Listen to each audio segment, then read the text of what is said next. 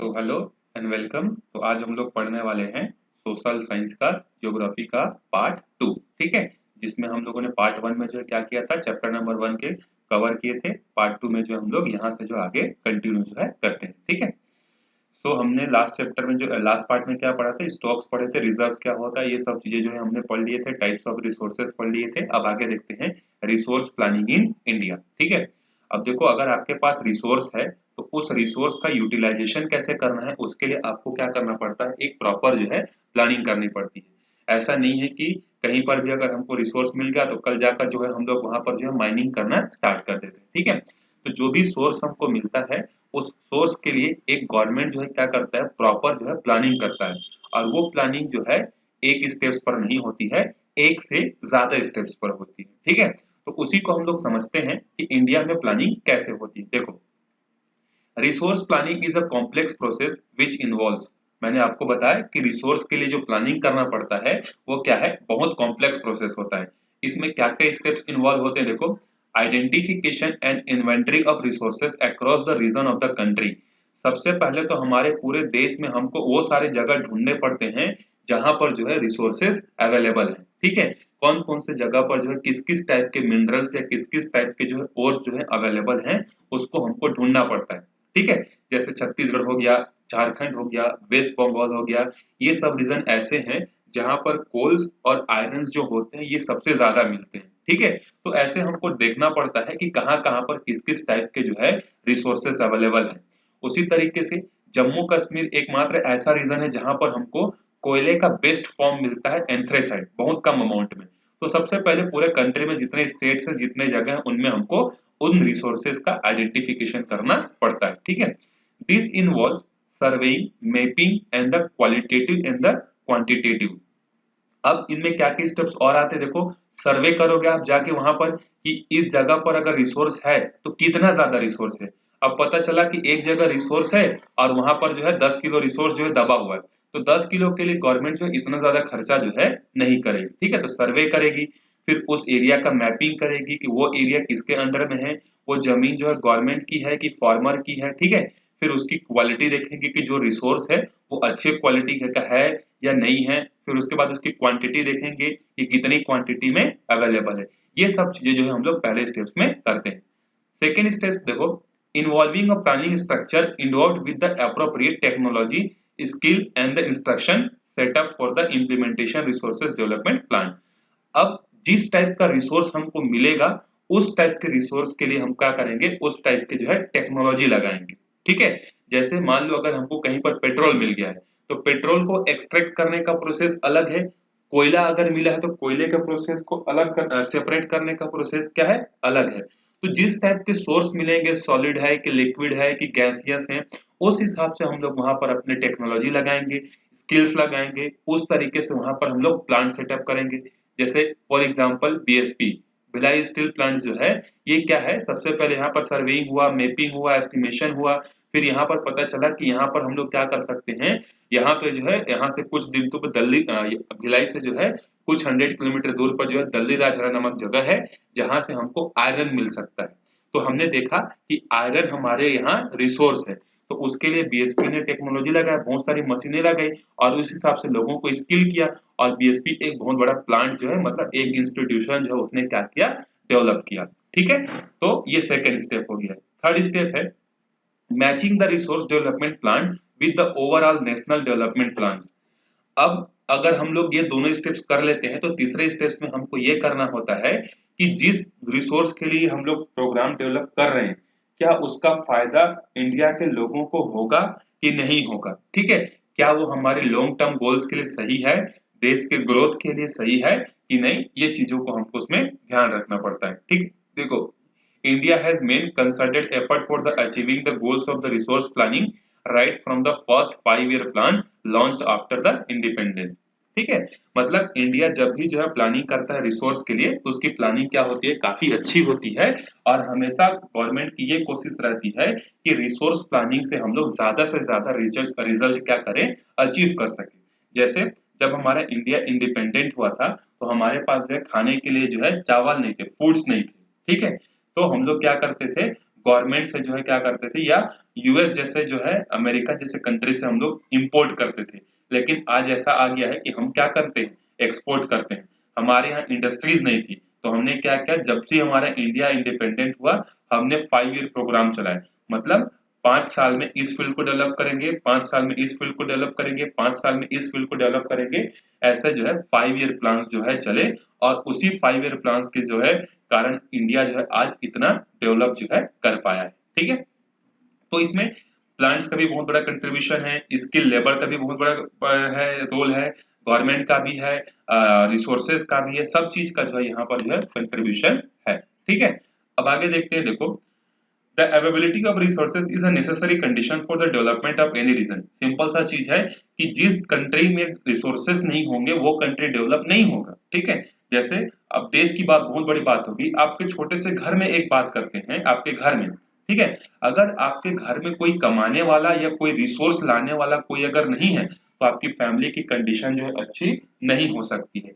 और अगर आपके घर में कुछ रिसोर्सेस हैं, चाहे अब रिसोर्सेज ह्यूमन भी जो है क्या है, एक तरीके का रिसोर्सेस है, जो काम करते हैं, जो जॉब करते हैं, वो क्या है, ह्यूमन रिसोर्स है। अगर आपके पास रिसोर्सेस है तो आपकी लाइफस्टाइल क्या हो सकती है, अच्छी हो सकती है। ठीक है, तो किसी भी कंट्री के डेवलपमेंट करने के लिए जिस तरीके से आपके घर के डेवलपमेंट के लिए रिसोर्स की जरूरत पड़ती है, उसी तरीके से किसी कंट्री के डेवलपमेंट के लिए हमको जो है रिसोर्स की जरूरत पड़ती है। ठीक है, समझ में आ गया? चलो अब आगे चलते हैं, ध्यान से सुनना, बोर नहीं होना है। ठीक है, चलो अब देखो, there are many regions in our country that are rich in resources but these are included in economically. मतलब हमारे देश में कुछ जगह या कुछ स्टेट्स ऐसे हैं जहां पर बहुत सारे रिसोर्सेस हैं, लेकिन फिर भी वो इकोनॉमिकली क्या है, बैकवर्ड है। हम लोग अपने छत्तीसगढ़ में देखते हैं, छत्तीसगढ़ में जो बस्तर वाला जो रीजन है वो मिनरल्स के बेसिस पर जो है क्या है, बहुत ज्यादा क्या है, वो फेमस है, पॉपुलर है मिनरल्स के लिए। लेकिन आज देखो बस्तर वाले रीजन में जाकर देखो आप, वो इतना इकोनॉमिकली डेवलप नहीं है जितना आपका रायपुर है, जितना भिलाई है, जितना दुर्ग है। समझ में आए? क्योंकि वहां रिसोर्स होने के बावजूद भी डेवलपमेंट नहीं है। उसके अलावा कुछ ऐसे भी जगह होते हैं जहां पर रिसोर्स नहीं है लेकिन फिर भी डेवलप्ड है। ठीक है, फॉर एग्जांपल जापान जो है एक बेस्ट एग्जांपल है। आपने जापान के बारे में सुना होगा कि जापान में जो है क्या होता है, कई बार जो है टाइफून्स आते हैं, वहां पर जो है क्या होते हैं, आंधी तूफान आते हैं। हमारे यहाँ इंडिया में जो है साल में एक बार बाढ़ आता है तो हम लोग हिल जाते हैं। जापान में एक साल में एवरेज 22 बार तूफान आता है, और 22 बार तूफान आने से वहां पर जो है इकोनॉमिकली इतना ज्यादा लॉसेस होता है कि कवर कर पाना बहुत मुश्किल होता है। लेकिन जापान एक अपने आप में एक ऐसा कंट्री है, one of the best country in the world, जिसके पास खुद का रिसोर्स नहीं होने के बावजूद भी वो दूसरे से रिसोर्स परचेज करता है और अपने यहाँ मैन्युफैक्चरिंग करता है, और मैन्युफैक्चरिंग करके क्या करता है, दूसरे को जो है सप्लाई करता है। ठीक है, समझ में आ गया? जैसे हमारे यहाँ तो चलो एग्रीकल्चरल लैंड है, खेती कर सकते हैं, कोयला है, आयरन है, जापान में ऐसा कुछ नहीं। ठीक है, तो ये सब जो है क्या है, इसको ह्यूमन ने नहीं बनाया, इसने गॉड ने जो है ऐसा जो है डिस्क्रिमिनेशन किया है। तो इसमें हमको जो है रोने की बात नहीं है कि गॉड ने जो है चाइना को ज्यादा रिसोर्सफुल बना दिया, हमको नहीं बनाया, हमारे पड़ोसी को ज्यादा पैसा दे दिया, हमको पैसा नहीं दिया। ये सब जो है क्या है, गलत बात है। ठीक है, सब ह्यूमन के हैंड्स में है, आप जो चाहे कर सकते हो। अगर आप चाहो मेरे को क्लास 10th में जो है इंडिया में टॉप करना है, यू कैन डू, लेकिन उसके लिए जो है सपने देखने से नहीं होता, उसके लिए मेहनत करना पड़ता है। ठीक है, तो जापान भी जो है उस तरीके का एक क्या बेस्ट एग्जांपल है, जिसके यहाँ रिसोर्स ना होने के बावजूद भी इंडिया से कई गुना ज्यादा वो क्या है, डेवलप्ड है, टेक्निकली, इकोनॉमिकली, हर तरह से वो क्या है, डेवलप्ड है। ठीक है, चलो अब आगे चलते हैं हम लोग। हमारे यहाँ पर एक और दिया, देखो अब इंडिया का जो है इतना पीछे होने का रीजन क्या है। एक रीजन तो क्या है, कोलोनाइजेशन। ठीक है, मतलब कोलोनाइजेशन, जिसको हम लोग क्या बोलते हैं, ब्रिटिश कॉलोनी था। इंडिया जो था वो क्या था, ब्रिटेन का जो है क्या था, एक कॉलोनी था। कॉलोनिज्म से जो है इंडिया 200 सालों तक जो है क्या था, पीड़ित था। ठीक है, तो उन्होंने क्या किया, पूरे ब्रिटिशर्स ने जो है वो इंडिया को कॉलोनी इसलिए बनाते थे ताकि यहाँ के जितने जो रिसोर्सेस हैं उसको ये ले सके और ब्रिटेन में उसका यूटिलाइज कर सके और हाई प्राइसेस पर जो है बेच सके। आपने हिस्ट्री में पढ़ा होगा कि ब्रिटिशर्स जो है इंडिया में क्यों आते थे, यहाँ से जो है सस्ते दामों में सामान खरीद सके और वहां पे जाकर यूरोप कंट्री में जो है उसको क्या कर सके, सप्लाई कर सके। तो एक तो बहुत बड़ा रीजन क्या है, कोलोनियलिज्म है। ठीक है, कोलोनियलिज्म है। ठीक है, जिसके कारण से जो है हम लोग क्या हो गए, इतने ज्यादा जो है पीछे हो गए। ठीक है, कुछ टर्म्स ऐसे होते हैं जो कि प्रोनाउंसिएशन में जो है क्या होते हैं, प्रॉब्लम होते हैं, ठीक है। तो समझ गए मैं क्या बोलना चाहता हूँ, कोलोनाइजेशन जो है बोलना चाहता हूँ, ठीक है। तो होता है ऐसा, ठीक है, ऐसा नहीं मेरे साथ ही होता है, सबके साथ होता है, ठीक है, तो उसको थोड़ा सा इग्नोर कर। चलो अब आगे देखते हैं, कंजर्वेशन ऑफ रिसोर्सेज। जो रिसोर्सेस हैं उसको हम लोग कंजर्व कैसे करें। अब देखो ये जो टॉपिक है बहुत अच्छा टॉपिक है, क्योंकि क्या है देखो, अब जितनी भी रिसोर्सेस हैं वो ह्यूमन बींग्स के पहले से अवेलेबल है, चाहे पेट्रोल हो, डीजल हो, कैरोसिन हो, इसको हमने नहीं बनाया है, ये गॉड ने हमको दिया है। तो ह्यूमन बींग्स क्या है, ये उसका नेचर ही है ग्रेडी होना, ठीक है। उसको क्या लगता है कि गॉड ने तो हमको फ्री ऑफ कॉस्ट में दिया है, तो क्यों ना हम लोग इसका बहुत ज्यादा क्या करें, जितना ज्यादा यूज कर सके करें। और ऐसा हो रहा है, जो डेवलप्ड कंट्रीज हैं, यूके हो गया, यूएस हो गया, इटली हो गया, जर्मनी हो गया, ये क्या कर रहे हैं, रिसोर्सेज का जो है उतना ज्यादा जो है यूटिलाइजेशन कर रहे हैं, और बहुत ज्यादा पॉल्यूशन भी फैला रहे हैं, इन्वायरमेंटल प्रॉब्लम क्रिएट कर रहे हैं, सोशियो इकोनॉमिक प्रॉब्लम क्रिएट कर रहे हैं, ठीक है। तो उसी के लिए हमको क्या चाहिए, कंजर्व करना चाहिए। तो देखो यहाँ पर गांधी जी की एक बात बोली है, Gandhi ji was very apt in the voicing his concern about the resources conservation in this world. There is enough for everybody's need and need not for the anybody's greed. Gandhi ji का ये जो स्टेटमेंट है, ये क्या है, बहुत ज्यादा फेमस है। इन्होंने क्या कहा था कि नेचर में देखो, there is a enough conservation in the, कहा गया, there is a enough for everybody's need. Nature में लोगों की जरूरत, हर एक की जरूरत के लिए क्या है, सफिशिएंट अमाउंट में रिसोर्स है, and not for anybody's greed, लेकिन किसी के लालच के लिए नहीं है, ठीक है। मतलब बोलने का मतलब समझे, गांधी जी पहले से ही बोल के गए थे कि नेचर ने जो है हर एक के लिए जो है क्या है, रिसोर्सेज बचा कर रखे, सबकी जरूरत के हिसाब से है, लेकिन किसी के लालच के लिए जो है नहीं है, ठीक है। तो इस चीज को आपको भी ध्यान में रखना है, क्योंकि आप भी आगे चलकर क्या बनने वाले हो, इंडिया के फ्यूचर हो, ठीक है। जो बच्चे होते हैं वो इंडिया के क्या होते हैं, फ्यूचर होते हैं, ठीक है। तो आपको इन सब चीजों को सिर्फ समझना नहीं है, इसको आपको अपने डेली लाइफ में क्या करना है, यूज भी करना है। छोटा छोटा स्टेप्स क्या होता है, बहुत बड़ा जो है चेंजेस क्या कर सकता है, ला सकता है, ठीक है। समझ में आ गया। तो आप अगर एक छोटा सा काम करोगे, एक छोटा सा स्टेप लोगे, तो उससे बहुत लोग क्या करेंगे, सीखेंगे। अब आप बोलोगे कि सर हम लोग एनर्जी का कंजर्वेशन कैसे कर सकते हैं, डेफिनेटली कर सकते हो। अगर कहीं पर वाटर का वेस्टेज हो रहा है आपके घर में, तो आप बोलो, या आप खुद जाके उसको क्या करो, बंद करो, और अपने घर वालों को बोलो कि मम्मी वाटर जो है हमको फ्री में मिल रहा है, इसका मतलब ये नहीं है, या पापा इसका मतलब ये नहीं है कि हम लोग इसको वेस्ट करें, सेव करो, ठीक है। अगर कहीं पर अनवांटेड अननेसेसरी लाइट जल रही, उसको भी बंद करो, क्योंकि लाइट किससे बनता है, कोयले से बनता है, कोयला रिसोर्स है, लिमिटेड है, ठीक है। तो इस तरीके से आप छोटा छोटा स्टेप जो है क्या कर सकते हो, खुद में ला सकते हो, और लोगों में भी चेंजेस जो है कर सकते हो।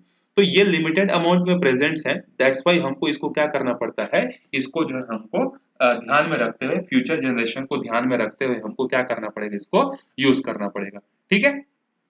चलो यहाँ पर छोटा सा एक दिया हुआ है, इंटरनेशनल लेवल पर जो है एक रोम में एक क्लब स्टेब्लिश हुआ था। देखो देख लेते हैं, देखो इस क्या दिया है, at the international level the club of Rome advocate resource conservation for the first time in a more systematic way 1968. Subsequently in 1964 Gandhian philosophy was once again represented by the Schumacher in his book small is beautiful. ये एक जो है क्या था, writer था सुमेकर करके, सुमेकर ने क्या किया था, अपने एक बुक में जो है स्मॉल इन ब्यूटीफुल में जो है गांधीयन फिलोसॉफी को जो इन्होंने यूज किया था। The seminal contribute with the respect to resources conservation at the global level was made by the Brundtland commission report 1968। The report concept of the sustainable, वही चीज बोल रहा है जो मैंने आपको बोला कि पूरे दुनिया को जो है, सिर्फ ऐसा नहीं है कि सिर्फ एक ही कंट्री को जरूरत है, पूरे दुनिया को जो है मिलकर जो है क्या करना है, सस्टेनेबल डेवलपमेंट को जो है क्या करना है, साथ में लेके चलना है, ठीक है। अब ये सस्टेनेबल डेवलपमेंट क्या होता है, तो सस्टेनेबल डेवलपमेंट क्या होता है कि जो आने वाला जो जनरेशन है, उन जनरेशन के लिए रिसोर्स को बचाते हुए हमको क्या करना है, यूटिलाइजेशन जो है करना है, ठीक है। ऐसा नहीं कि अंधाधुन यूज कर रहे हैं, फ्यूचर जनरेशन में आने वाले लोगों के लिए बचाकर हमको यूज करना है, वो क्या कहलाता है, सस्टेनेबल डेवलपमेंट कहलाता है, ठीक है। अब अगला रिसोर्स की बात करते हैं, लैंड रिसोर्सेज के बारे में, ठीक है। लैंड भी क्या है, एक बहुत बड़ा रिसोर्सेज है, जिसमें हमको मिनरल्स मिलता है, जिसमें हम लोग एग्रीकल्चर करते हैं, ठीक है। तो land is a one of the most important resources, ठीक है। देखो कहाँ से स्टार्ट किया है, वी लिव ऑन लैंड, हमको पता है हम जमीन पर रहते हैं, perform our activity economic activities इसी पर हम लोग क्या करते हैं, डिफरेंट डिफरेंट टाइप्स के जो हम लोग अपनी एक्टिविटीज जो है परफॉर्म करते हैं, चाहे वो एग्रीकल्चर हो, चाहे वो ट्रांसपोर्टेशन हो, चाहे वो वाइल्ड लाइफ हो, चाहे कोई भी चीज हो, हम लोग लैंड पर ही रहकर जो है क्या करते हैं, रहते हैं, ठीक है, और वहीं पर अपनी एक्टिविटीज परफॉर्म करते हैं। India has land under a variety of relief feature, namely mountains, plateau, plains, Iceland। अब ठीक है, अब देखो इंडिया एक ऐसा कंट्री है जो कि अपने आप में क्या है, एक जादू ही है, ठीक है। यहाँ आपको हर तरीके के लैंड मिलेंगे, आपको यहाँ पर माउंटेन मिलेगा, आपको यहाँ प्लेट्यू मिलेगा, आपको प्लेन्स मिलेगा, आइसलैंड मिलेगा, पेनिनसुला मिलेगा, इतनी सारी वैरायटी है कि पूछो मत, ठीक है। तो इसीलिए बोल रहा है कि इंडिया जो है क्या है, बहुत सारी वैरायटी को अपने साथ लेकर जो है क्या करता है, चलता है, ठीक है।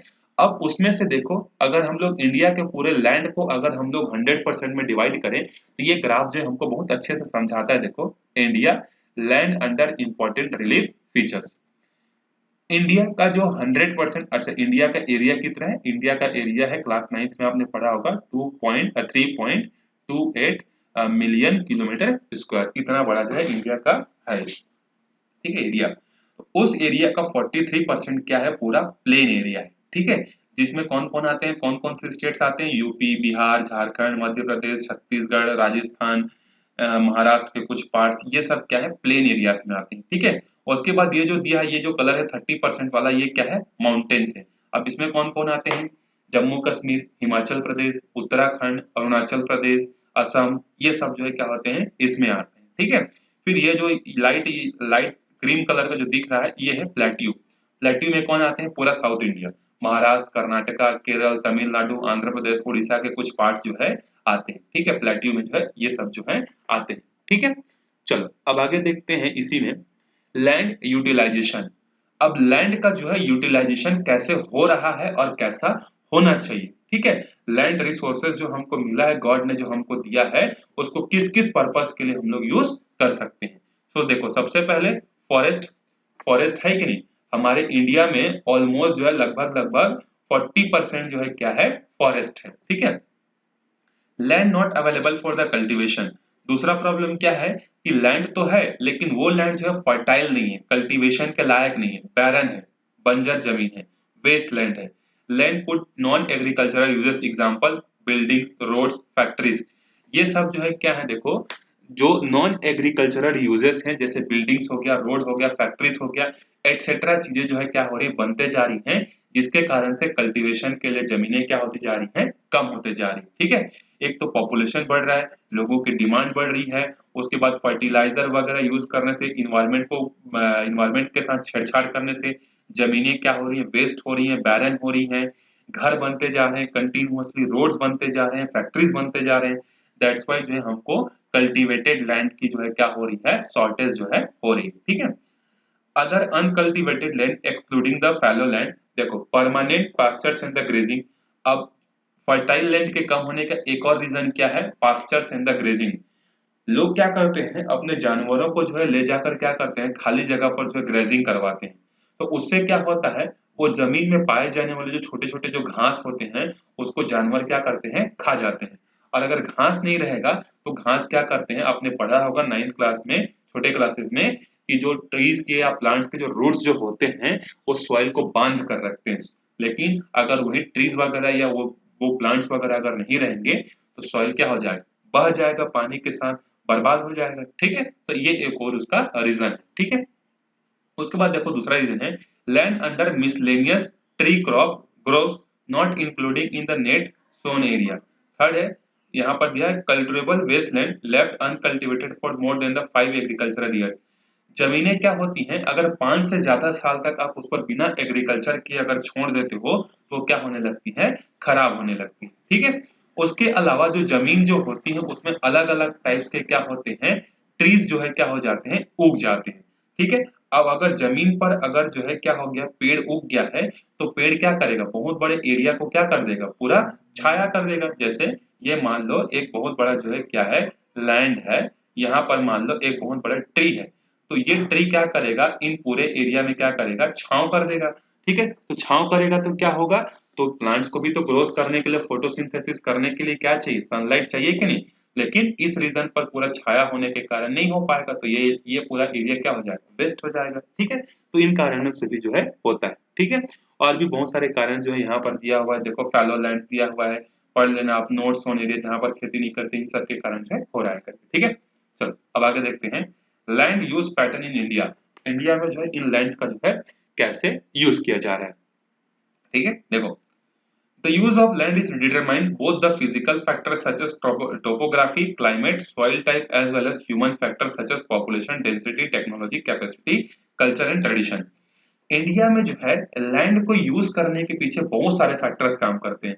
कुछ हैं जैसे टोपोग्राफी। टोपोग्राफी का मतलब क्या होता है कि कहाँ की जमीन प्लेन है, कहाँ की जमीन उबड़ खाबड़ है, ये उसका टोपोग्राफी हो गया। क्लाइमेट, कहाँ पर धूप ज्यादा अच्छा आता है, कहाँ पर बारिश ज्यादा अच्छी होती है, जहां पर बारिश कम कहाँ कम होता है, जैसे केरला हो गया या फिर आपका यूपी हो गया, इन सब रीजन्स पर जो है अच्छी बारिश होती है। वहीं पर राजस्थान हो गया जहां पर बारिश होती ही नहीं है, तो वहां पर के जो लैंड्स वो क्या है, बैरन है। उसके बाद हम लोग अभी पढ़ेंगे आगे कि इंडिया में जो है क्या है, डिफरेंट डिफरेंट टाइप्स के सॉइल मिलते हैं, alluvial soil, black soil, red soil, yellow soil, arid soil. तो इन सॉइल्स के कारण भी जो है क्या होता है, हमारा लैंड के यूटिलाइजेशन का पैटर्न डिफर करता है, ठीक है। उसके बाद डेंसिटी, कहाँ पर डेंसिटी ज्यादा है, कैसे टेक्नोलॉजी अवेलेबल है, जैसे पंजाब हो गया, हरियाणा हो गया, यहाँ पर हाई टेक्नोलॉजी है। वहीं पर आप छत्तीसगढ़ चले जाओ, उड़ीसा चले जाओ, झारखंड चले जाओ, यहाँ पर टेक्नोलॉजी की क्या है, कमी है। उसके बाद दूसरा चीज डिपेंड करता है वहाँ के कल्चर पर। जैसे पंजाब हरियाणा के लोग क्या करते हैं, ज्यादा एग्रीकल्चर करते हैं वीट का, क्योंकि उन लोग क्या करते हैं, चावल खाते हैं, चावल के बजाय क्या करते हैं, रोटी ज्यादा खाते हैं, ठीक है, उनका कल्चर है। तो बहुत सारे फैक्टर्स हैं जिसके कारण से लैंड के यूज का जो है डिफरेंस जो है क्रिएट होता है, ठीक है। वही चीज यहाँ पर बोल रहा है, देखो मैंने बताया 3.28 मिलियन स्क्वायर किलोमीटर लैंड का जो है फैला हुआ है, ठीक है। जम्मू कश्मीर से लेकर पाकिस्तान चाइना बॉर्डर तो हम लोग जो क्या करते हैं, शेयर करते हैं, ठीक है। उसी चीज को यहाँ पर दिया हुआ है। अब देखो यहाँ पर दो ग्राफ भी है आपको कंपेयर करने के लिए कि हमारे यहाँ लैंड का यूटिलाइजेशन 1960 और 61 में कैसा होता था और 2002 और 2003 में कैसा होता था। ये बहुत पुराना डेटा है, एनसीईआरटी का बहुत पुराना है, आज से 18 साल पहले का है। आज के डेट में अगर आप बात करोगे 2020 और 2021 में, तो ये पूरा ग्राफ पूरा का पूरा आपको क्या मिलेगा, डिफरेंट मिलेगा। लेकिन फिर भी आप देख लेना कि पहले जो है इतना रीजन इस पर्पज के लिए यूज होता था, इतना फॉरेस्ट के लिए यूज होता था, इतना इसके लिए यूज होता था, इसका एरिड के लिए होता था, ये दोनों कंपेरिजन करने के लिए आपको दिया हुआ, ठीक है। कोई बहुत बड़ा चीज नहीं है, आप उसको स्किप भी कर सकते हो। चलो अब आगे देखते हैं हम लोग land degradation and the conservation measures. अब लैंड का जो है डिग्रेडेशन हो रहा है, ठीक है, और उसका हम लोग कंजर्वेशन कैसे करें। तो देखो लैंड का जो डिग्रेडेशन होता है वो बहुत सारे रीजंस के कारण होता है। उसमें कुछ नेचुरल कॉजेस होते हैं, कुछ ह्यूमन बीइंग्स का जो है क्या होता है, कंट्रीब्यूशन जो है होता है। दोनों के कंट्रीब्यूशन से जो है क्या होता है, लैंड जो है क्या होती है, डिग्रेड जो है होती है, ठीक है। चलो यहाँ से स्टार्ट करते हैं। At present, there are about 130 million hectare of the degraded land in India। India में लगभग लगभग आज 130 मिलियन जो हेक्टेयर जमीन है वो क्या है, डिग्रेड हो गई है। Approximately 28% of belongs to the category of forest degrade area. और इस 130 मिलियन में से 28% ऐसा रीजन है जो कि फॉरेस्ट है, जो फॉरेस्ट खराब हो चुके हैं, फॉरेस्ट डिग्रेड हो चुके हैं। 56% of it is water eroded area and the rest is affected by the saline and the alkaline deposit। 56% जो है वो किसके कारण है, देखो वाटर इरोडेड, पानी की खारापन के कारण या पानी की कमी के कारण या पानी के कारण वो जमीन क्या हो गई है, बर्बाद हो गई, ठीक है। अब देखो आप लोग यहाँ पर सोच रहे होंगे कि सर पानी के कारण कैसे वेस्ट हो जाता है जमीन। तो देखो किसी भी चीज का ज्यादा होना क्या होता है, हानिकारक होता है, खतरनाक होता है। तो देखो अगर आपके पास ये खेत है, आप इस खेत में क्या कर रहे हो, अगर बहुत ज्यादा पानी अगर डाल रहे हो तो पानी में क्या होता है, सल्फर होता है, ठीक है। पानी में क्या होता है, सल्फर होता है। जैसे आपके घरों में बॉटल्स होगा, उस बॉटल में अगर 2-3 साल से 2-3 महीने से अगर कंटिन्यू पानी भर रहे हो और उसको साफ नहीं कर रहे होगे, तो देखना जहां पर ढक्कन लगता है, कैप लगता है, वहां पर व्हाइट कलर्स के जो है क्या हो जाते हैं, लेयर्स फॉर्म हो जाते हैं। चाहे आपका बाल्टी हो चाहे कोई भी चीज, उसमें देखना आप व्हाइट कलर का लेयर फॉर्म हो जाता है। वो क्या होता है, वही होता है सल्फर, ठीक है। सल्फर कौन होता है, जो व्हाइट कलर का लेयर जो है वहां पर क्या होता है, फॉर्म हो जाता है, ठीक है। अब देखो वाटर जो होता है वो तो वेपोराइज होकर ऊपर चले जाता है, लेकिन ये जो सल्फर ये सॉलिड फॉर्म में रहता है। किस फॉर्म में रहता है, ये सॉलिड फॉर्म में, तो ये बाहर नहीं जा पाता, ठीक है। तो ये क्या करता है, लेयर्स के फॉर्म में जो है जम जाता है। अब ये सॉइल के सबसे ऊपर वाले हिस्से में आकर जम गया, तो सॉइल के सबसे ऊपर वाले हिस्से में आकर जम जाएगा, तो ये क्या कर देगा, लैंड को जो है ये बैरन कर देगा, ठीक है। उसके बाद बाकी जो रेस्ट ऑफ जो लैंड बचे वो क्या है, सैलिन है और एल्कलिन है, मतलब एसिडिक है और बेसिसिक है, ठीक है, जो कि प्रॉपर एग्रीकल्चर के लिए जो है सुटेबल नहीं है, ठीक है। चलो अब आगे देखते हैं हम लोग और क्या क्या रीजन है डिग्रेडेशन के।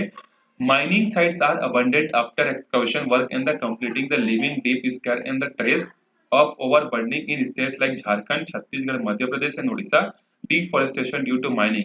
अब माइनिंग हम लोग किस लिए करते हैं, ताकि हम लोग अपना डेवलपमेंट कर सकें, लेकिन माइनिंग सही तरीके से ना करने के कारण क्या होता है, जैसे मान लो एक जगह पर हमको बहुत बड़ा रिसोर्स मिल गया, उस जगह पर हमने माइनिंग की, माइनिंग करके हमने उसको बेचा, पैसा कमाया, हर चीज कर दिया, लेकिन उसके कारण जो आसपास के जो पेड़ है, आसपास के जो लोग हैं, आसपास के जो फॉरेस्ट हैं, वो पूरे के पूरे क्या हो गए, खराब हो जाएंगे कि नहीं, क्योंकि माइनिंग से जो है बहुत सारे डेंजरस गैसेस निकलती हैं, मिनरल्स निकलते हैं, हार्मफुल सब्सटेंस निकलते हैं, तो उन सब के कारण क्या होता है, डिफॉरेस्टेशन जो है होता है, ठीक है, या सॉइल क्या होती है, बर्बाद होती है।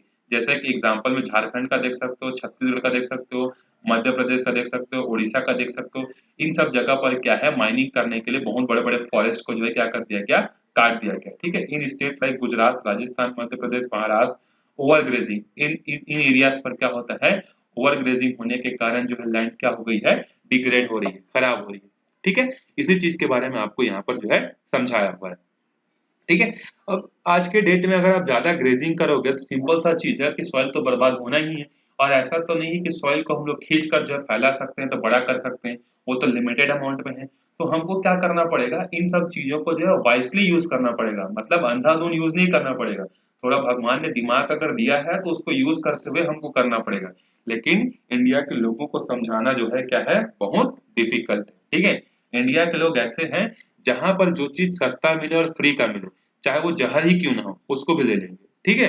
लेकिन ऐसा हमको नहीं करना है। आप एजुकेटेड हो, आप अपने घर को एजुकेट करो, आप फ्यूचर हो, ठीक है, आप 10 लोगों को जो है ट्रेन कर सकते हो, ठीक है, सिखा सकते हो कि ऐसा हमको नहीं करना है। चलो अब लैंड को हम लोग देखते हैं एज अ रिसोर्स के फॉर्म में। तो लैंड का अगर हम लोग स्ट्रक्चर देखें तो 4 लेयर में बांट सकते हैं, ए बी सी डी। ए वाला पार्ट जो होता है सबसे सॉइल का सबसे टॉप लेयर होता है, जहां पर एग्रीकल्चर करते हैं, फर्टाइल होता है। दूसरा है सब soil, weathered rocks and the Sands, इसके अंदर में क्ले होते हैं, रॉक्स होते हैं, ठीक है।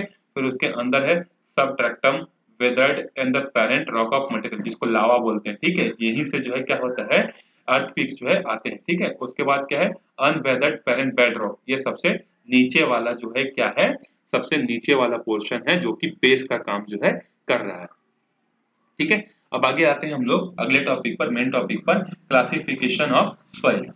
सॉइल का जो है क्लासिफिकेशन जो है इंडिया में किस तरीके से किया गया है, कितने टाइप के जो है सॉइल्स जो है हमको मिलते हैं। तो देखो सबसे पहले हम लोग देखते हैं कि सॉइल का फॉर्मेशन में क्या क्या फैक्टर्स आते हैं, ठीक है। सॉइल फॉर्मेशन के फैक्टर्स, ठीक है। तो सबसे पहला तो फैक्टर है रॉक्स, ठीक है, क्योंकि रॉक्स के कारण ही क्या होता है, सॉइल का फॉर्मेशन होता है। जब बारिश होती है तो रिवर्स जो होते हैं वो रॉक्स को काट काट कर छोटे छोटे पीसेस में क्या करती हैं, बांट देती हैं, ठीक है। जिसके कारण से कई सालों तक जो है अगर वो ला ला कर एक जगह पर इन रॉक्स को इकट्ठा करती है, तो उसके कारण से क्या होता है, सॉइल का फॉर्मेशन होता है। तो सबसे पहला फैक्टर क्या है, रॉक्स का है। दूसरा है क्लाइमेट का, कि वहां का जो क्लाइमेट है वो कैसा है, वहां पर प्रॉपर बारिश हो रही है, प्रॉपर सनलाइट पड़ रहा है कि नहीं, ये दूसरा फैक्टर है जो कि उसको क्या करता है, इफेक्ट करता है, ठीक है। फिर तीसरा है ह्यूमस, ठीक है। ह्यूमस क्या होता है, किसी सॉइल में, या ह्यूमस के बजाय हम लोग यहाँ पर बोल सकते हैं कि वहां पर जो है वेजिटेशन कैसा है, ठीक है, वेजिटेशन कैसा, वहां पर पेड़ पौधे कैसे हैं। क्योंकि जब पेड़ पौधे दबेंगे तभी तो उनके कारण से क्या होगा, जो कार्बनिक कंपाउंड है उनका फॉर्मेशन होगा, ठीक है। बायोटिक कंपाउंड जब दबेंगे तभी तो उनसे कार्बन मिलेगा, और कार्बन होगा तो क्या होगा, ह्यूमस होगा। तो इसके फॉर्मेशन में ये भी एक बहुत बड़ा जो है फैक्टर जो है होता है। समझ में आ गया, रॉक्स होता है, वहाँ का क्लाइमेट होता है, उसके बाद जो है वहाँ का वेजिटेशन होता है, जो कि इनके फॉर्मेशन में क्या होता है, बहुत बड़ा जो है रोल जो है क्या करता है, ये प्ले करता है, ठीक है। समझ में आ गया। चलो उसके बाद हम लोग आगे देखते हैं कि और कौन कौन से ऐसे फैक्टर्स हैं जो कि उसके फॉर्मेशन में जो है क्या करते हैं, काम में आते हैं। तो नेक्स्ट फैक्टर है सॉइल के फॉर्मेशन के लिए, और वो है वाटर। जो नीचे में जो जमीन के अंदर में जो वाटर है वो वाटर कितना है, क्योंकि सॉइल के फॉर्मेशन में जो है वाटर की भी जरूरत जो है पड़ती है। ठीक है, तो वाटर रहेंगे तो सॉइल का फॉर्मेशन अच्छे से होगा। फिर उसके बाद माइक्रो ऑर्गेनिजम्स भी होने चाहिए, क्योंकि माइक्रो ऑर्गेनिज्म छोटे छोटे जो कीड़े होंगे, माइक्रो ऑर्गेनिज्म जो होंगे वो क्या करेंगे, कॉम्प्लेक्स कंपाउंड को जो है सिंपलेस्ट कंपाउंड में चेंज करेंगे। ठीक है, तो ये सब जो है फैक्टर्स हैं जो कि सॉइल के फॉर्मेशन में जो है यूज होते हैं। ठीक है, अब सॉइल में क्या क्या चीजें मिलती हैं उसको भी देख लेते हैं थोड़ा सा। ठीक है, उसके बाद जो है हम लोग टाइप्स ऑफ सॉइल पर जो है आएंगे। ठीक है, so things we get from the soil, तो देखो 40 से 45% जो होता है उसमें हमको क्या मिलता है, मिनरल्स मिलता है, मिनरल्स और न्यूट्रिएंट्स मिलता है। ठीक है, मिनरल जो है 40 to 45% सॉइल में मिलता है। 5 to 10% हमको क्या मिलता है, ह्यूमस मिलता है। ठीक है, उसके बाद 25% हमको मिलता है सॉइल वाटर, और 25% हमको मिलता है सॉइल एयर। ठीक है, ये सब चीजें जो हमको मिलती। चलो अब देखते हैं हम लोग एलुवियल सॉइल के बारे में। ठीक है, तो एलुवियल सॉइल की प्रॉपर्टी क्या है, देखो this is the most widely spread. अच्छा, मैं अगर परसेंटेज के टर्म्स में बात करूं तो एलुवियल सॉइल जो है पूरे इंडिया में जो है ऑलमोस्ट 43% जो है मिलता है। ठीक है, सबसे ज्यादा स्प्रेडेड जो सॉइल है वो कौन सा है, एलुवियल है। In fact the entire northern plains, पूरा का पूरा northern plains UP Bihar Jharkhand जो है किससे बना हुआ है, एलुवियल सॉइल से जो है बना हुआ है। ठीक है, और इसके बनने के पीछे का रीजन क्या है, जो रिवर्स जो होती हैं वो रिवर हमेशा अपने साथ हर साल क्या करती है, पहाड़ों को काट कर जो है मिट्टी लेकर आती है। ठीक है, तो उसी के कारण से जो है इसका फॉर्मेशन जो है हुआ है। ठीक है, जैसे Indus river, Ganga river, Brahmaputra river, इनके कारण से जो है इसका जो है हुआ है। और ये कहाँ तक एक्सटेंडेड है, राजस्थान के कुछ एरिया तक, गुजरात के कुछ एरिया तक जो है ये क्या है, फैले हुए हैं। ठीक है, समझ में आ गया। तो एलुवियल सॉइल सबसे ज्यादा फर्टाइल है, सबसे ज्यादा एरिया पर मिलता है, और इसका फॉर्मेशन के पीछे का रीजन क्या है, इसके फॉर्मेशन के पीछे का रीजन है नदियों द्वारा जो पहाड़ को काट कर लाती हैं उनके रॉक्स के कारण, उसके छोटे छोटे पीसेस के कारण जो है होता है। ठीक है, अब इन जगह पर जो है हमको क्या मिलता है, देखो कुछ वैलीज मिलते हैं, रिवर वैलीज मिलते हैं। ठीक है, जैसे यहाँ पर हम लोग आगे देख लेते हैं, यहाँ पर देख लेते हैं, देखो the alluvial soil consist of the various proportions of sand होता है, सिलिट होता है, क्ले होता है। ठीक है, as we move inland towards the river valley soil particles appear somewhat bigger size in upper. देखो जब हम लोग आते हैं ऊपर से नीचे की तरफ आते जाते हैं तो सॉइल के जो साइज में जो है हमको कमी होने लगती है या बढ़ने लगते हैं। कई जगह कम मिलेंगे, कई जगह ज्यादा मिलेंगे, कुछ जगह जो है क्या होंगे, कोर्स मिलेंगे, बहुत छोटे छोटे मिलेंगे, कुछ जगह जो है क्या होंगे, बहुत बड़े बड़े मिलेंगे, जैसे दुआर हो गया, चुआस हो गया, तराई हो गया, ये सब रीजन जो है हमको मिलते हैं। ठीक है, ये सब चीजें जो है आप 9th में पढ़े होंगे कि दुआर क्या होता है, चाओस क्या होता है, तराई क्या होता है। ठीक है, जब रिवर्स फ्लो होते होते आते हैं हाई माउंटेन वाले एरिया से, तो जब उनका जो है क्या होता है, उनका जो है सामना होता है किससे, प्लेन एरिया से। तो जब प्लेन एरिया से आते हैं तो बहुत बड़े रॉक्स को क्या करते हैं, इस तरीके से जमा कर देते हैं और इनके बीच में से पानी निकलने लगती है। ठीक है, तो इसको बोलते हैं हम लोग तराई बोलते हैं। ठीक है, इसके अलावा यहाँ पर जो है हमको दो और चीजें मिलती हैं, एक होता है बांगर और दूसरा होता है खादर। ठीक है, बांगर जो होता है वो पुराना एलुवियल सॉइल है और खादर जो है वो क्या है, नया एलुवियल सॉइल है।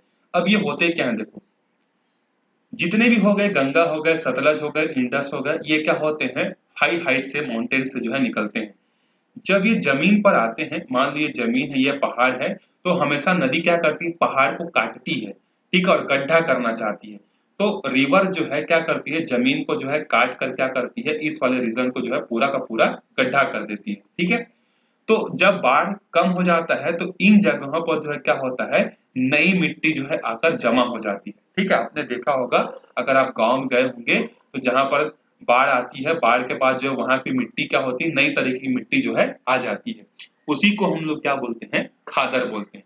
तो खादर वो प्लेस होता है जहां पर रिवर्स क्या करते हैं, सॉइल को लाकर एक्यूमुलेट कर देती है। ठीक है, बांगर कौन सा रीजन होता है, तो ये इधर वाला जो बचा, ये वाला जो एरिया बचा जहां पर वो पानी नहीं पहुंच पाता है और जहां पर पुरानी मिट्टी ही रहती है, उसको बोलते हैं खादर बोलते हैं। ठीक है, तो बांगर मतलब क्या है, ओल्ड एलुवियल सॉइल, जो कि कई सालों से जो है रखा हुआ है, और बांगर खादर मतलब क्या है, नई सॉइल जो हर साल जो है चेंज होती है।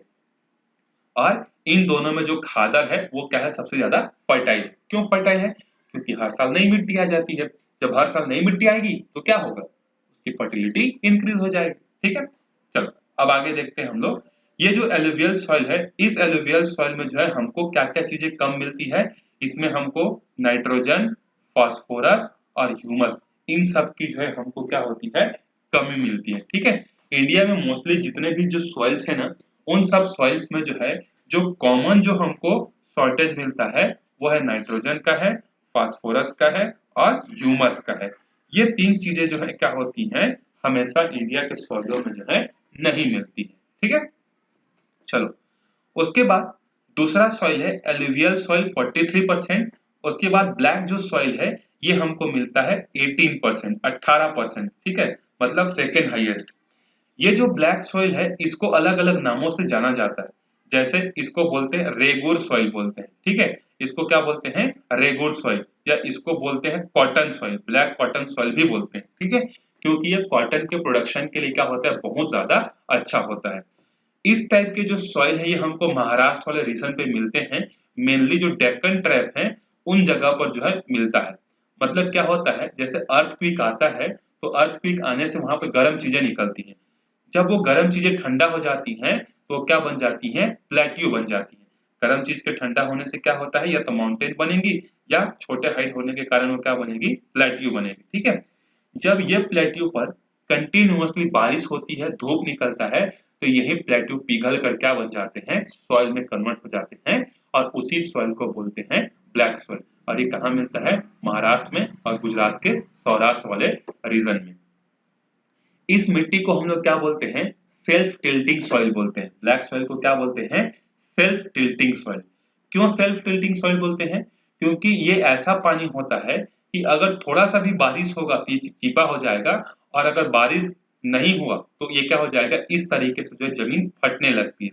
मतलब देखो जुताई करने से इस तरीके से फटता है ना, ये बिना जुताई के इस तरीके से फटने लगता है। ठीक है, आप लोग देखे होंगे व्हाट्सएप वगैरह में या फिर फेसबुक वगैरह में, एक बड़ा फेमस पिक्चर जो है क्या होता है, वायरल होता है। एक फार्मर, एक एजेड फार्मर जो है क्या होता है, लाठी लेकर जो है बादल की तरफ देखते रहता है, और वो ऐसे ही जमीन पर जो है क्या होता है, बैठे रहता है। वो कौन सा रीजन है, वो महाराष्ट्र का विदर्भ है, सौराष्ट्र वाला रीजन है, जहां पर ये चीजें जो है हमको देखने को मिलती है। ठीक है, ये जो है देखो one of the best map दिया हुआ है। आप चाहो तो इन सब चीजों को जो है मैप से ही देखकर जो है समझ सकते हो। ठीक है, चलो मैं मैप से ही समझा देता हूँ आपको, ताकि वीडियो का जो लेंथ है वो ज्यादा लंबा ना हो, आप बोर भी ना हो। ठीक है, क्योंकि लोगों की मेंटेलिटी ये है कि सोशल साइंस सब्जेक्ट ऐसा है कि जिसमें नींद आता है, जबकि मैं बोलता हूँ कि ये one of the best subject है जहां पर आपको चीजें सीखने को मिलती है। ठीक है, तो देखो एलुवियल सोइल के हमने डिस्कस किया, कहाँ है एलुवियल सोइल, 43% हमको मिला था। ये देखो ये वाला जो रीजन है ये वाला पूरा एलुवियल, यूपी, बिहार, झारखंड, पंजाब का कुछ रीजन, राजस्थान का, गुजरात का कुछ रीजन, ये एलुवियल सोइल है। इधर असम का रीजन, अरुणाचल प्रदेश का रीजन, नागालैंड का कुछ रीजन है। ठीक है, फिर उसके बाद जो है रेड सॉइल, देखो रेड सॉइल जो है कितना है, सॉरी रेड सॉइल हमको ये 18% है, और ब्लैक सॉइल 15% है। मैं आपको वहां पर 18 लिखवा दिया था, वो 15 है। ये जो दिख रहा है आपको, ये वाला पूरा रीजन जो ये जो लाइंस जो दिख रही हैं, ये पूरा क्या है, रेड सॉइल है। इस सॉइल का फॉर्मेशन दो कंडीशन की वजह से होता है। एक तो रेन 200 सेंटीमीटर से ज्यादा होना चाहिए, ऐसे रीजन पर होता है। दूसरा, जहां का एवरेज टेम्परेचर 30 डिग्री से ऊपर होना चाहिए, या टेम्परेचर हाई होना चाहिए। ऐसे रीजन पर जो है हमको रेड और येलो सॉइल जो है मिलता है। ठीक है, इसके रेड होने के पीछे का रीजन क्या है, इस पे आयरन के ऑक्साइड्स मिलते हैं। क्या मिलते हैं, आयरन के ऑक्साइड्स मिलते हैं, इस वजह से ये क्या होते हैं, रेड कलर के जो है होते हैं। ठीक है, समझ में आ गया। और रेड सॉइल जो है कितने परसेंट पे मिलते हैं, 18% पे जो है मिलते हैं। ठीक है, समझ में आ गया। तो यहाँ पर जो है कंपेरेटिवली जो है जो रेंज जो होता है काफी ठीक ठाक होता है, उसी की वजह से जो यहाँ पर मिलता है। ठीक है, ये जो सॉइल है अच्छे खासे बारिश वाली जगह पर जो है मिलता है। इधर वाले रीजन में भी देखो मिलता है, मिजोरम, मणिपुर, त्रिपुरा, नागालैंड में जो है ये मिल रहा है। ठीक है, ब्लैक सॉइल तो हमने डिस्कस कर लिया। ये वाला महाराष्ट्र वाला पूरा रीजन, गुजरात वाला रीजन, ये क्या है, ब्लैक सॉइल के लिए फेमस है। सेल्फ टिल्टिंग सॉइल है। ये कॉटन के एग्रीकल्चर के लिए बहुत फेमस है, बहुत जल्दी पानी को सोख भी लेता है और बहुत जल्दी पानी को छोड़ भी देता है। ठीक है, चलो अब अगला देखते हैं हम लोग, लेटेराइट सॉइल। ये जो आपको दिख रहा है ना छोटा सा, ये वाला वेस्टर्न घाट और ईस्टर्न घाट का ये वाला कुछ कुछ पार्ट, ये ऐसा रीजन है जहां पर 200 सेंटीमीटर से ज्यादा वर्षा होती है। ठीक है, रेन होता है। यहाँ पर आपका केरल है और केरल में सबसे पहले मानसून जो है एंटर करता है इंडिया में, और सबसे ज्यादा हैवी रेन जो है यहीं पे होता है। ठीक है, तो लेटेराइट मिट्टी ऐसे जगह पर मिलती है जहां पर जो है क्या होता है, रेनफॉल जो होता है बहुत ज्यादा होता है। ठीक है, अब रेनफॉल जब ज्यादा होगा तो वहां की मिट्टी कैसे हो जाएगी, लेटेराइट हो जाएगी। और ये जो है एग्रीकल्चरल पर्पस के लिए ज्यादा यूजफुल नहीं होता, जैसे व्हीट हो गया, राइस हो गया, इन सब के प्रोडक्शन के लिए अच्छा नहीं होता, क्योंकि इनको एक लिमिटेड अमाउंट ऑफ वाटर चाहिए। तो इन जगहों पर जो है क्या होता है, कॉफी का, चाय का, मसालों का जो है खेती किया जाता है, क्योंकि यहाँ पर ज्यादा बारिश होती है और टेम्परेचर भी कम होता है। तो ये सारे लैंड जो है किसके लिए सुटेबल है, चाय वगैरह, कॉफी वगैरह के लिए जो है क्या है, ये सुटेबल है। ठीक है, फिर नेक्स्ट देखते हैं एरिड। ये जो राजस्थान का जो रीजन है जहां पर बारिश बिल्कुल ना के बराबर होती है, 15 से 20 सेंटीमीटर बारिश होती है साल भर में, ये पूरा का पूरा रीजन क्या कहलाता है, एरिड रीजन। ठीक है, यहाँ पर पानी बहुत कम गिरती है, फिर भी यहाँ के लोग क्या करते हैं, ज्वार हो गया ठीक है, ज्वार हो गया, मोटे अनाज जो होते हैं उसको यहाँ पर क्या करते हैं, ये उगाते हैं। ठीक है, जैसे ज्वार हो गया, बाजरा हो गया, सरसों हो गया, ये सब चीजें जो है इस रीजन पर जो है उगाते हैं, क्योंकि इधर क्या होता है, मस्टर्ड का भी अच्छा परफॉर्मेंस होता है, प्रोडक्शन अच्छा होता है, क्योंकि बारिश ही कम होती है। तो बारिश कम होगी तो उस टाइप के जो है क्या करेंगे हम लोग, वहां पर जो है फसल जो है लगाएंगे। ठीक है, तो यहाँ पर जो है उसी चीज के बारे में दिया हुआ है। ठीक है, तो आप पढ़ लेना, मैं जितना भी जो है समरी आपको बताया वही समरी आपको उसमें मिलेगा। ठीक है, तो थोड़ा सा कष्ट करके जो है पढ़ लेना, और नहीं भी पढ़ना चाहोगे तो मैंने जितना चीज बताया है, अगर उसको कान नाक खोल कर अगर अच्छे से सुन लोगे तो आप एग्जाम में you can write on your own words. ठीक है, तो ये हो गया हमारा चैप्टर का एक्सप्लेनेशन। नेक्स्ट पार्ट के, इस वीडियो के नेक्स्ट पार्ट में जो है मैं आपके साथ डिस्कस करूंगा एक्सरसाइज के क्वेश्चंस। ठीक है, तब तक इसको ध्यान से पढ़ते रहो और प्रिपेयर हो जाओ नेक्स्ट वीडियो के लिए। ठीक है, तब तक कोई प्रॉब्लम है तो कमेंट करके बता सकते हो, कोई समस्या है, कोई सजेशन है, कुछ और सॉल्यूशन चाहते हो तो आप मेरे को बता सकते हो। ठीक है, तब तक के लिए अच्छे से पढ़ते रहो। Bye bye.